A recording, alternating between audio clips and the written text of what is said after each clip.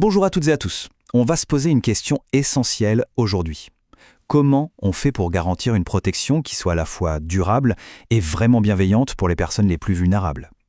Eh bien, il y a une idée qui répond à ce défi, une idée aussi simple que puissante, le concept du petit toit. Allez, on va explorer ensemble cette approche qui change pas mal de choses. Cette phrase, elle résume tout en fait. Ce besoin d'être entouré, c'est un besoin fondamental pour n'importe qui. Mais pour une personne en situation de vulnérabilité, ce n'est plus un luxe, ça devient une nécessité vitale. La question c'est comment on bâtit ce fameux cercle de personnes de confiance pour qu'il soit solide, structuré et qu'il dure dans le temps. La réponse, elle se trouve justement dans le concept qu'on va découvrir. Alors, comment on passe de l'idée à la pratique? Comment on rend ce cercle de confiance concret? C'est là qu'intervient le petit toit. Et attention, c'est bien plus qu'un simple programme ou un dispositif de plus. C'est une véritable philosophie de protection, une approche sur mesure bâtie autour de la confiance et de la bienveillance. Concrètement, qu'est-ce que c'est, ce petit toit? La définition est claire, c'est un cercle de confiance. Mais il y a deux mots qui sont absolument cruciaux ici, permanent et rassurant. L'objectif, ce n'est pas de proposer une aide ponctuelle, un coup de main de temps en temps. Non, le but, c'est de créer une vraie structure, stable, qui va garantir le respect et le bien-être de la personne sur le très très long terme. Ce que je trouve fascinant, c'est que ce concept a inspiré tout un tas de métaphores. On parle de la coquille, de la bulle, du cocon, de la cabane. Chacun de ces mots évoque quelque chose de très fort. La chaleur, la sécurité, une protection qui est à la fois intime et personnelle. Ça montre bien à quel point l'idée est puissante. Bon, mais en pratique, ça s'organise comment ce petit toit? C'est là que ces créateurs ont eu une idée que je trouve particulièrement ingénieuse. Ils ont mis en place un code couleur. Chaque couleur va définir un rôle bien précis, un rôle essentiel dans cette architecture de la confiance. Voyons ça de plus près. Tout commence par le bleu. Le bleu, c'est la personne qui est au cœur de tout le système.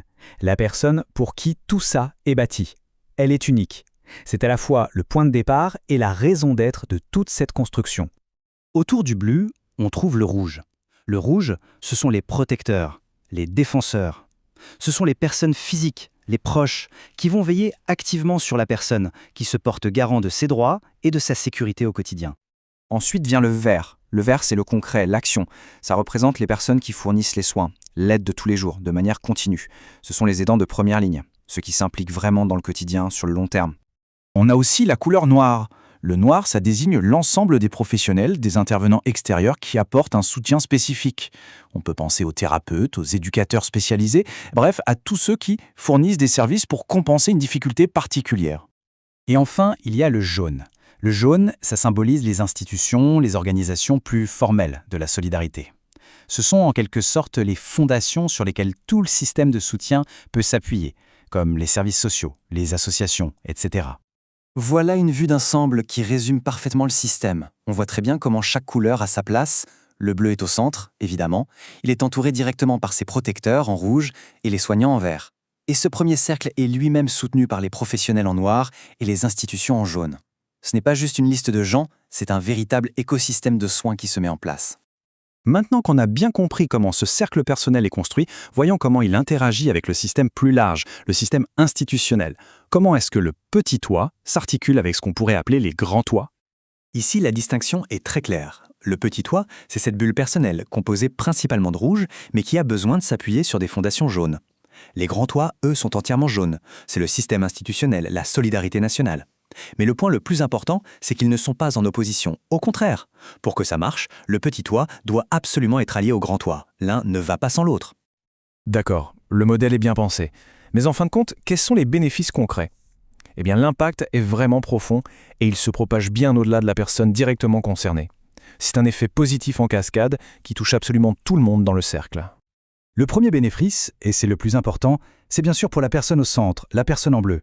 Le petit toit lui donne les moyens d'être respecté, d'être entendu. Ça restaure ce qu'on appelle son pouvoir d'agir et ça garantit son droit à l'autodétermination. En clair, elle redevient actrice de sa propre vie. Cette citation, elle est fondamentale. Le soulagement des aidants, ce n'est pas juste un petit bonus sympa, un effet secondaire agréable. Non, c'est un résultat direct et intentionnel du système. L'idée, c'est que si les aidants sont eux-mêmes soutenus, alors tout le cercle devient plus fort et plus résilient. Et ce soulagement, il est multiple. D'abord, c'est un soutien moral et physique au quotidien. Ça, c'est évident. C'est aussi la tranquillité d'esprit de pouvoir s'absenter, de prendre du temps pour soi, en sachant que le relais est assuré. Et surtout, c'est une réponse à cette angoisse terrible que connaissent tous les aidants. Qu'est-ce qui se passera quand je ne serai plus là? Le petit toit apporte une ébauche de solution à ça. Et il ne faut surtout pas oublier les professionnels dans cette histoire. Pour eux, ce modèle, ce n'est pas du tout une contrainte en plus. Bien au contraire, ça redonne un sens profond à leur métier.